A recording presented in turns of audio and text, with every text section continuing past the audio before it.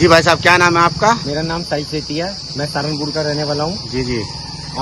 आवासी कास हरि मंदिर के पास मेरा एक छोटा सा जिम है, फिट इंडिया के नाम से जी, जो कि पीछे 8 वर्षों से मैं उसे चलाता आ रहा हूँ और काफी सारे मैंने अवार्ड भी जीते हैं और इस शहर पे अच्छा खासा मेरा नाम है।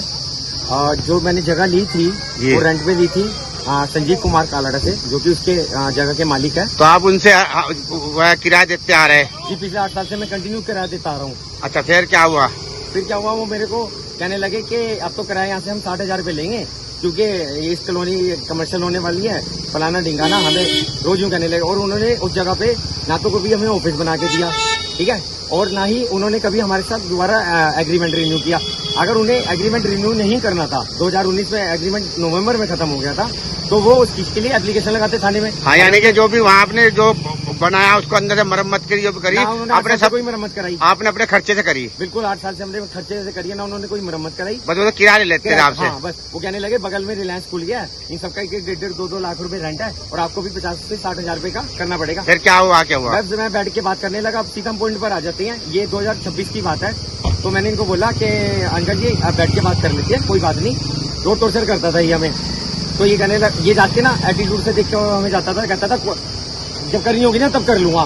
तो मैंने मास्क का जो रेंट था मैंने इनको पकड़ाया, इनके भाई ऊपर से वो बाल्टी टोकरी सी फैक्ट्री थी जो भी, उसमें रेंट जाता था, तो इन्होंने दोबारा से वापस कर दिया मेरे लड़के को, जो जिम में लड़का है ना कर्मचारी, उसको वापस कर दिया।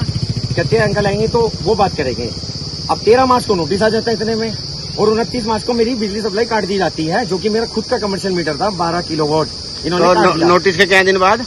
नोटिस के देख लो, 13 मार्च को नोटिस आया था, 29 मार्च को इन्होंने क्या बोलते हैं काट दिया मेरा। आप नोटिस का जवाब नहीं दिया? जवाब क्या दे? मैं 2 महीने से वहाँ पे चक्कर लगा रहा हूँ, पिछले आज 3 महीने हो गए।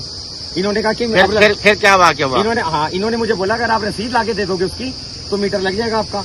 अब मैंने जब रसीद लाके दे दी, साइड से के नाम पे वो रसीद थी मीटर की 12 किलोवाट की, फिर ये कहते हैं एग्रीमेंट की कॉपी लाके दे दो। मैंने एग्रीमेंट की लगा के दे दी कॉपी, तब भी इन्होंने नहीं लगाया। कहने लगे कि ये तो पुराना एग्रीमेंट है। अब एग्रीमेंट तो पुराना ही होगा ना, पिछले 8 वर्ष पहले मैंने ये मीटर लिया था, अब क्या 8 वर्ष बाद दोबारा दूंगा?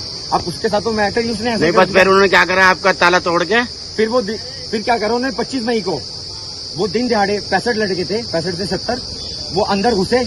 उन्होंने सारा, जब मैं उनको मौके पे नहीं पाया गया, उन्होंने सारा सामान पे खुंदक निकाली और बाहर फेंक दिया, और कुछ सामान मेरा गैप कर दिया, और कुछ सामान मेरा बाहर से जो 20 बच्चे जो वहां से गुजरते चोरी करके ले गए।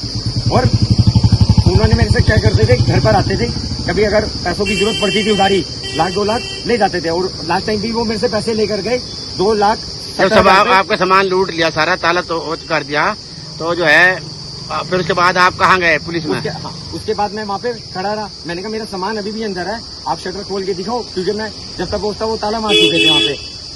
पुलिस आती है, 112 पे मैंने कॉल किया, पुलिस नहीं आई। तब आती है जाके, कम से कम भी घटना के पूरे होने के आधे पौने घंटे बाद सारा कुछ मैटर, और मुझे फिर कहती है थाने चलो। हम भी थाने चले गए, वहाँ 5-6 घंटे बिठा। कौन से थाने गए?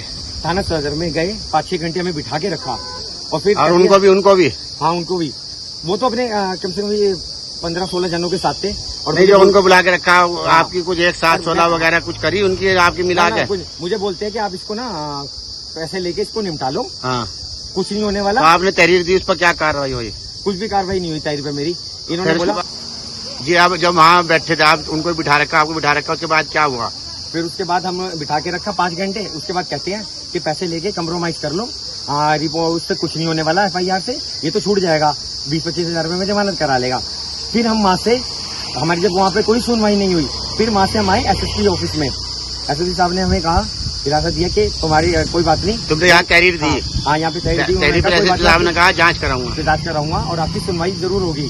फिर हम यहाँ से दोबारा वहाँ गए थाने में। हाँ, फिर उन्होंने हमारी बहुत ज्यादा इंसल्ट करी और हमें धमका के भेज दिया वहाँ से। फिर हम दोबारा से इधर आए, क्या नाम है अपना, DM ऑफिस।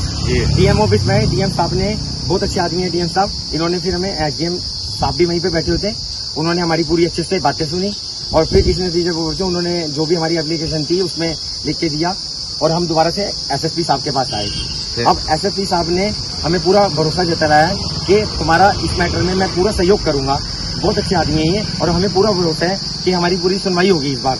मगर एसएसपी साहब तो बहुत अच्छे हैं, मगर क्या बात है जितने थाने में अधिकारी बैठे हैं वो तो काम करके राजी नहीं है। उन्होंने तो ऐसा है ना, उन्होंने उसके साथ कमरे में जाके साथ कर लिया था लेन देन जो भी है। उसी बाद 2 मिनट बाद ही एकदम से तेवर बदल गए उनके और बदतमीज तरीके से उतरा है वो हमारे ऊपर। तो अब आपको कोई जो है आश्वासन दिया एसएसपी साहब ने? जी बिल्कुल भरोसा है, इस बार बिल्कुल भरोसा है कि हमारी पूरी सुनवाई होगी। जिस जोश सोच से हम गए थे यहाँ पे और उन्होंने भी जो हमारे प्रति भावना दिखाई, हमें पूरा भरोसा है कि वो करेंगे हमारा काम इस बार।